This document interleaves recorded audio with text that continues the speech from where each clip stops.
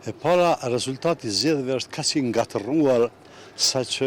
shumë vështirë mund të gjendet një formulë qeverisëse, aq më tepër kur shihen raportet ndërmjet partive politike, programet e tyre,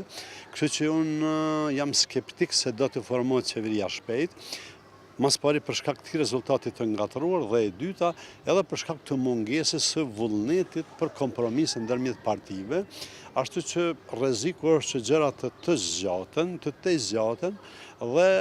Kosova të humbë edhe më shumë kohë, edhe në konsolidimin e institucioneve, po edhe në zgjidhjen e problemeve që ka qoftë ekonomike, qoftë edhe në arenën ndërkombëtare. Kosova nuk e ka komoditetin as një ditë ta zvarrisë formimin e qeverisë për shkak se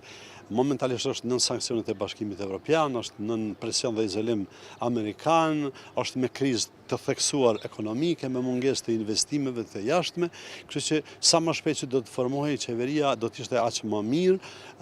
por po them me këtë mungesë vullneti, me këtë lloj komoditeti, indikator nuk po ka që do të lëvizet shpejt.